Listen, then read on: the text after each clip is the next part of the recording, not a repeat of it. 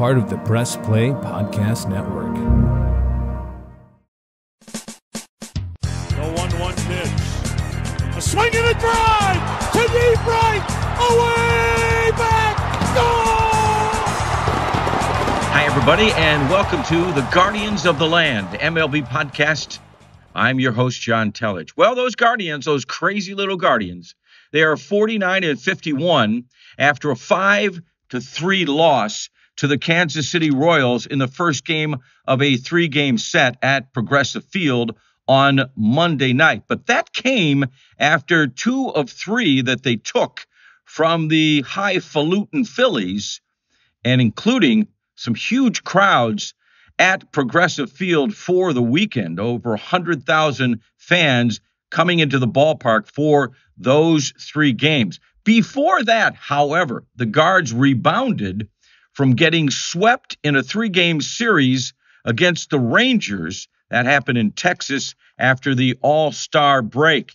So as we stand here today on Tuesday, recording this opening, they trail the Twins by 4 games in the Central, and the last 10 games kind of tell the whole story. Guardians only playing at a 4-6 clip, while Minnesota is playing very, very good baseball. They are 8-2 in that 10-game stretch, and they have won 4 straight. They've got a good thing going for themselves up in Minnesota. Now, the attendance so far this season, well, they have topped 1 million fans, and it came in the 46th game of the season. That happened Friday against the Phils. In fact, they had those back-to-back games with full houses at Progressive Field Friday and Saturday night. Now, last year, it took them 59 games to record 1 million in attendance. Thank you very much, Mandy Bell, MLB.com,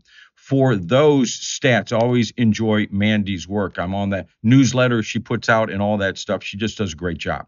This week, our guest is the one and the only Mr. Andre Knott from Bally Sports. Now, we, of course, as you may recall, early in the season, I think even before the team began the season, I sat down with Andre and did a long interview with him as they look forward to the start of this year. And there was a lot to look forward to. They had such a great year, and they came on with those 17 rookies a season ago with all those debuts and went out and won all those games and went, as we know, took the Yankees to the 5th game in the divisional series. So it was very, very large bit of optimism heading into this season when we sat down with Andre in the middle of spring training. So this time it's a bit of a touch-up to see where the pulse of the team is.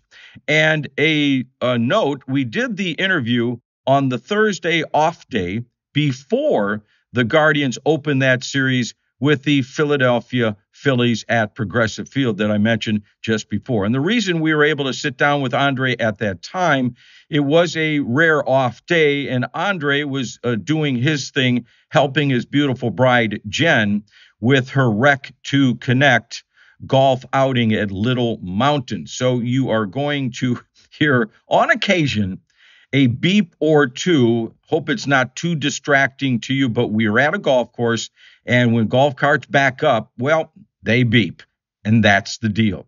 We'll talk about the trade deadline on the other side of Andre, but a big topic of conversation with Dre in this talk is Mr. Josh Naylor, who has just been spectacular in this season. In fact, the last 10 weeks, hitting about 378, tops of all people in the game, just having a phenomenal year. And this is a guy who started the season 0 for 17 against lefties, and since then he's hitting 338 against lefties and putting up all kinds of crazy numbers with his RBI and those types of tallies on his batting average sheet, if you will, with all the other stats that we like to slice and dice when we look at players. Simply stated, Josh Naylor's having a fantastic year. So we dug a little bit more deeply into what makes Josh Naylor the type of young man that he is. And enjoy the conversation. Hope you do too. Here is our friend, Andre Knott of Bally Sports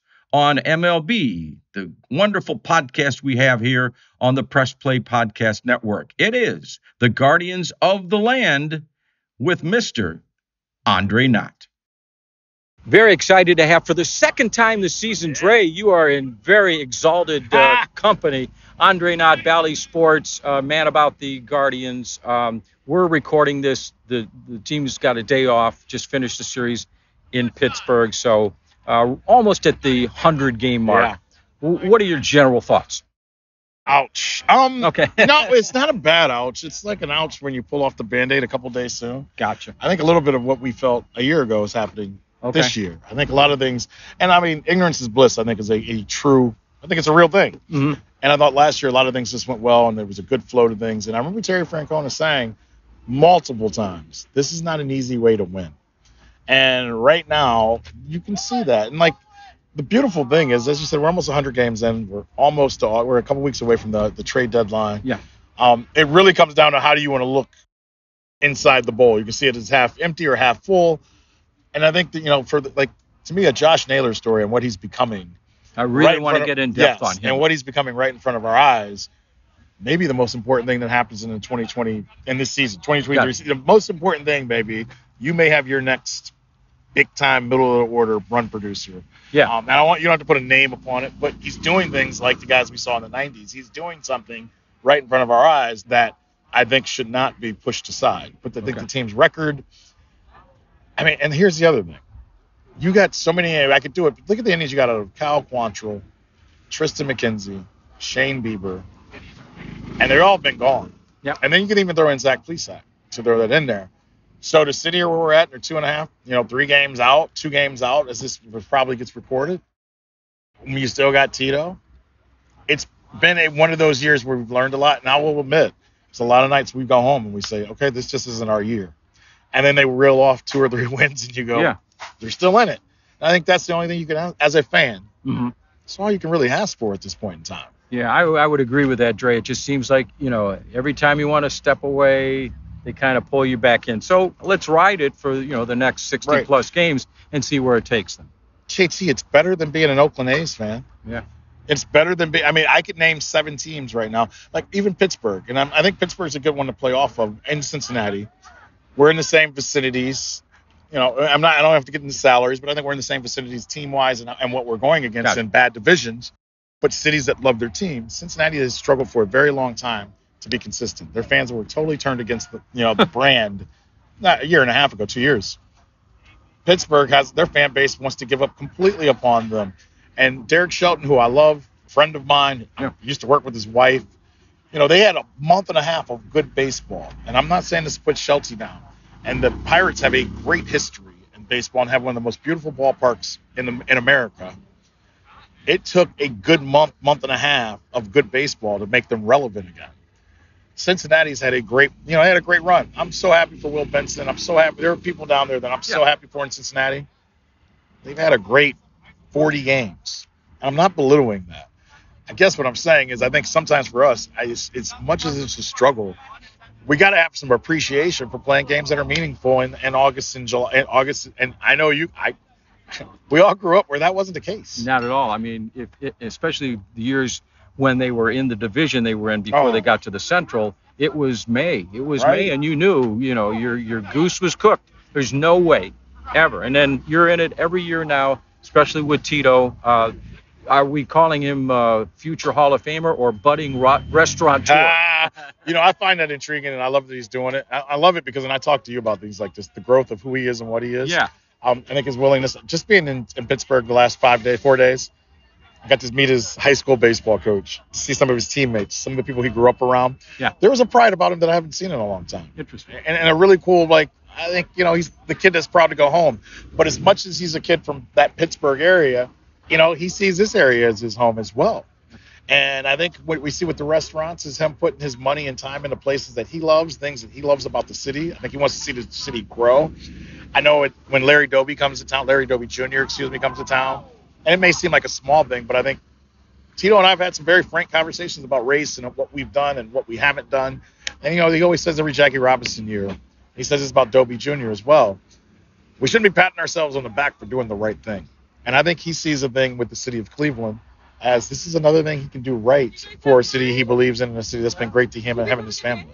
Very cool. Yeah, I enjoy the fact that he's investing in the city. You know, he was with they got involved in that Geraci's pizza thing. That's going great guns now, as you were referring, this new restaurant in the old Parallax in Tremont. It's going to be a steaks concept and an affordable one. So that's great. So it's a great building, great part of town. Yeah, perfect for him. So I'm happy that he's investing in our city, his city, if you will.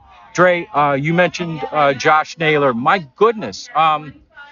What are some of the reasons as to why he's blown up the way he has? Oh, man, I can do it.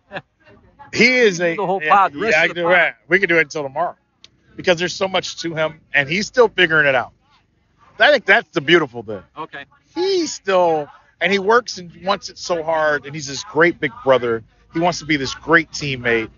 I think it gets mixed up with all the other stuff, and I'll give me all the smoke and the hair and the image that I see a guy that's driven, that I'll walk into the ballpark tomorrow after a day off, and I know I will put my check tomorrow on when I walk in, Jose Ramirez and Josh Naylor will be in the cage hitting outside at 2:30, 1:30 in the afternoon when nobody else is in the ballpark, and then they'll go back, and after taking a nap or whatever else, they'll be back having batting practice with everyone else. That's the beauty of the job that I have and what I've been able to see. The best shooters I ever got to watch when I worked for the Cavs for 5 years. Reggie Miller, Saturnis Nogales, Ray Allen. They all were at the queue at 4 o'clock for us, or 3:30 when I 2:30. Two Hall of Famers and a Cavaliers all-timer.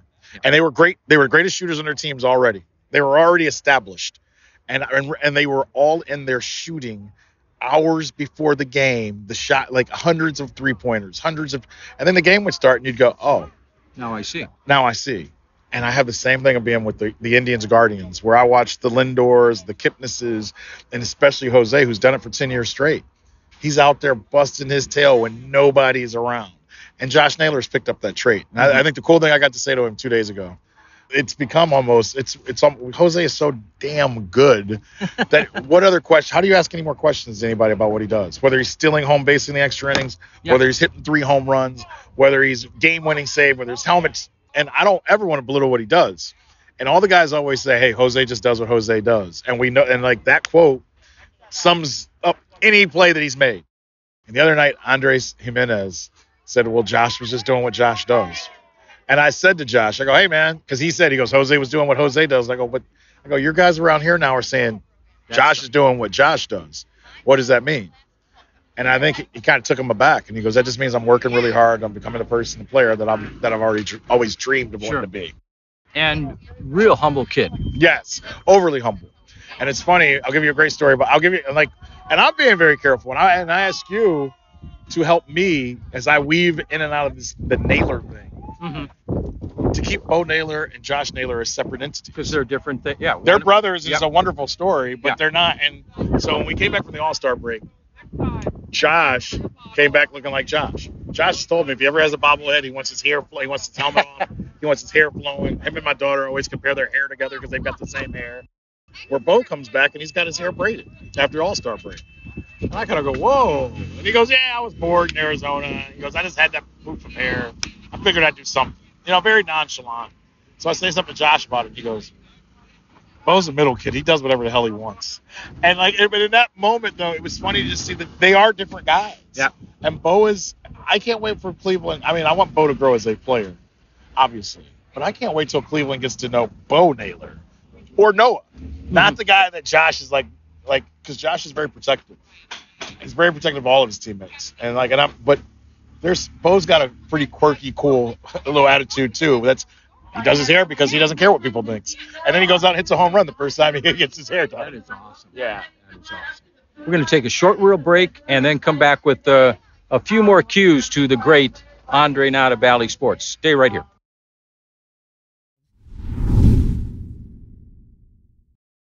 What's up, everyone? I'm Holly Wetzel. And I'm Tybus Powell. And we are your hosts of The Orange is Oranger, a Cleveland Browns podcast on the Press Play Podcast Network.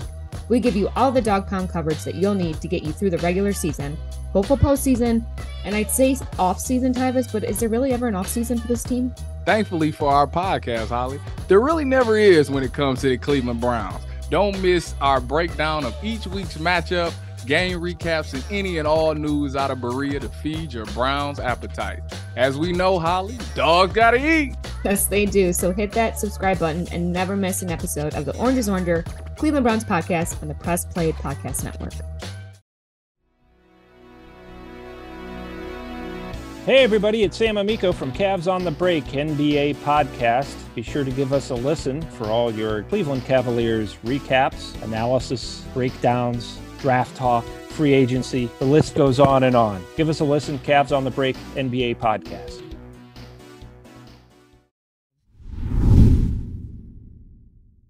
Dre, let's continue with the Naylor talk. All right, we know he's got great work habits. He's a humble guy. He's had success before. What are some of the other things that are contributing to this great year he's having? I think understanding how teams are pitching him. He's a great fastball hitter, and he's understood. And I think, like anything, and I'm never hitting a box of a Major League Baseball game, but when you listen to the people that have become successful, he's reacting now and not thinking. And I think he's done enough batting practice. He's had enough Major League at-bats. You always hear Tito or great hitting guys talk about, if you get to 1,000 at-bats or if you get to 1,200 at-bats, there's just certain things that become innate, that you just see. He's crushed. Like, here's something Zach Meisel of The Athletic has kind of put out that's awesome. He's just as aggressive as Oscar Gonzalez. Oscar Gonzalez is still in AAA, not by my choice, but that's a whole nother conversation in time. But because of his wildly swings at everything. Josh Naylor is wildly swinging at everything as well. But the difference is he's timing up heaters and he's timing up off-speed pitches. And when you have a powerful stroke and he's hitting the ball to left center, hit a ball in Pittsburgh at 410 you've never been in that ballpark. That is a poke to left center where he hit it. And for a left-handed hitter to go 410 to that part, it tells you he's staying. His timing is on. He's learning how to keep his hands back. He's kept lefties where I think he was 0 for 16, the first 16 lefties he saw this year. Now he's hitting about 280 against them. So if you start doing the math and you figure out now he doesn't have the power numbers left-handed or against lefties. But better average than before. He's at a better average. He's staying in, and we saw it coming out of the break. We're in Texas, and Jose Ramirez is on. There's RBI situations, and they're walking Josh Naylor. They're intentionally walking to get to the next guy. Luis Ariz is one of our favorite players on our broadcast, if you hear it. Not because we just love how he hits, and he's a pure hitter. And our guys got the better average than him since May 29th or whatever. We're almost to August. It's not just a fly-by-night thing. I really think he's becoming one of the better hitters and one of the better RBI guys in baseball, and that's a big deal. Okay, that is a big deal. Well, he's just really been really impressive, and it's been fun to watch, and you just can tell he gets it. He has fun with the game. Yes. Even the rock the baby. Yeah. He's not malicious in intent, just having a good time. Yeah, here's the beautiful thing, and I know you could probably do this with a million athletes. It's nothing like watching a guy become the guy. I remember Aaron Goldhammer and Tony Rizzo a couple of weeks ago. We were just doing it was after a Jose night. And Aaron asked a really good question. I'm giving him credit. And he said, Andre, when was, the first time you watched Jose do something and you go, oh, he's different? And I loved the question because it made me think. Yeah. And I randomly said, it was 2016, like May or April, we were in Atlanta. He had hit in his 8th different spot in the batting order. And he was playing left field, and we all made fun because he played on the dirt. He wouldn't even come in. And I go, Aaron, he didn't hit a home run, but he stole 3 bases. He had a double. He had a single. He drove in a run. He stole he made a diving catch, and you just went you had to take your breath at the end of the game. You're like, Jesus, what can this guy not do? And to see him continue, I just think the growth of watching a guy, the light come on. Yeah, it's one of the most beautiful things in the job, and we're getting that with Josh Naylor right now. You're seeing that? That's an awesome thing. Because there's only so many guys. There's a lot of good players. When you see a guy you saw it with LeBron even. Right. Yeah. We watched all these different signs of LeBron, and then I remember about the 3rd year in the Cavs, it was uh-oh. It was just he's in a different. And I'd watched him since he was 14. I'm just telling you, it feels that way with Josh Naylor. Of man, this isn't the guy I wants to smoke. This isn't the guy that broke his leg in Minnesota. It's hard to believe that this is the guy that had that injury. When you go through all of that, I've been able to go back to his first hit. Special things happen with special players in my mind. His first big league hit, he was a San Diego Padre, just got called up. It was in Toronto.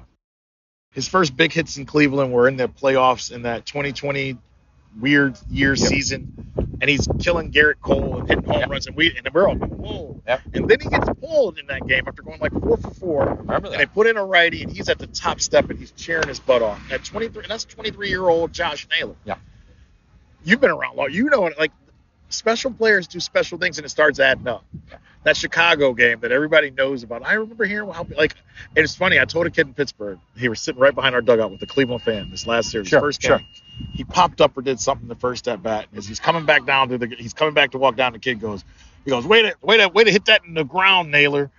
And I turned to him, I go, hey man, the last time I heard somebody kind of get on him like that, I go, he ruined Chicago's life, never been the same since. And the whole crowd started laughing around me.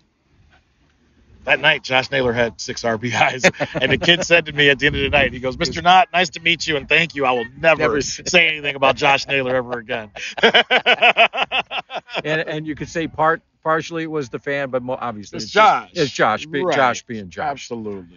One guy still super marquee for the team, sore forearm. What does this do to all the talk about the Beebs and potential trades and stuff, Dre? Anything at all? I think this puts the organization and player in a very awkward situation. This situation's awkward anyway in our town. Especially you think about, like, they're human. You and I talk about that all the time. 100% all the time. He was here during the Klubers. Yep. End of Klubers. He was here at the end of Bowers. He's been here. He saw all those things ahead of him. And I don't care if it's TV and you work somewhere and you saw that same parallel. If it's, if you're a lawyer, like whatever, we all work in businesses where you see the future. Yeah. So for him, I think it's and I don't want to speak for Shane, because Shane is a very intelligent, well thought out young man, comes from a great base parents, got a great wife. But in all of those things, that doesn't mean that life's tug of wars aren't easy. Right. And for the organization, they have a way of doing things, and somehow, like, they're great to people.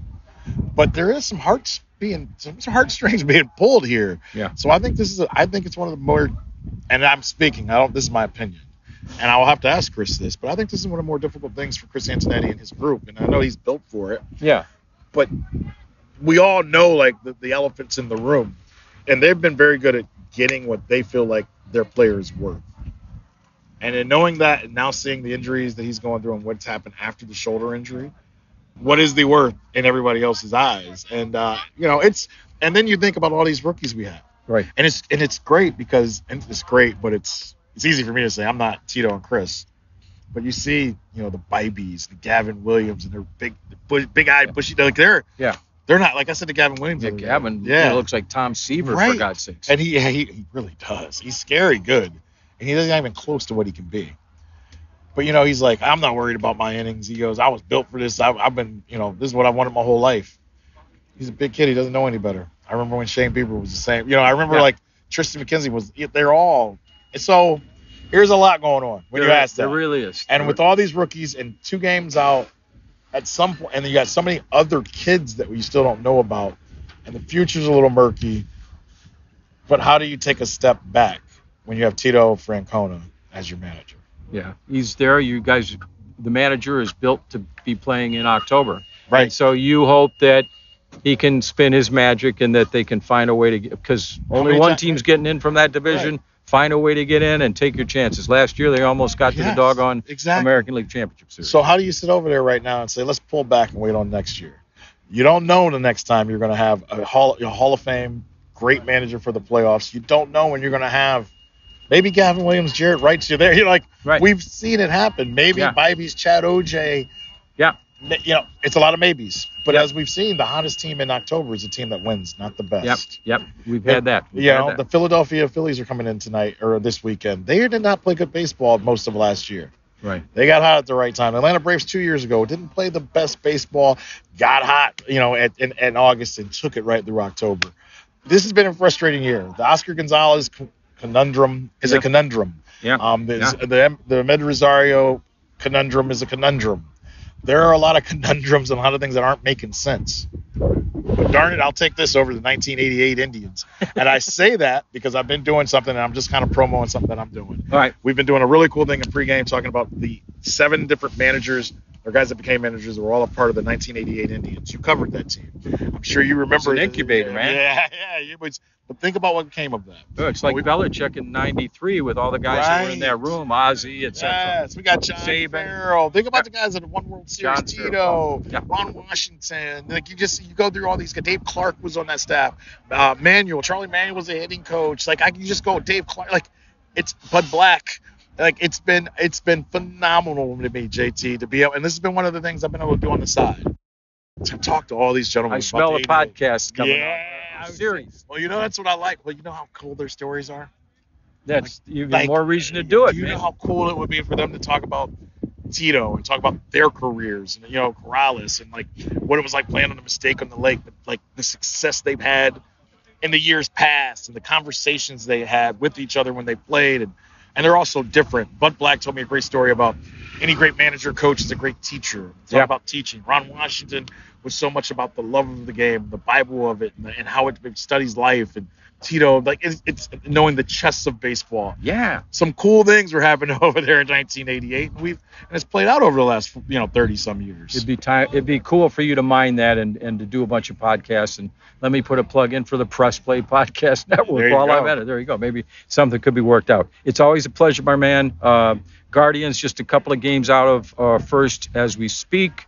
Best wishes, the final 60-some plus games, and hopefully there's an October. Hopefully, because the weird thing that's happened? My kids are growing up exactly the opposite I did.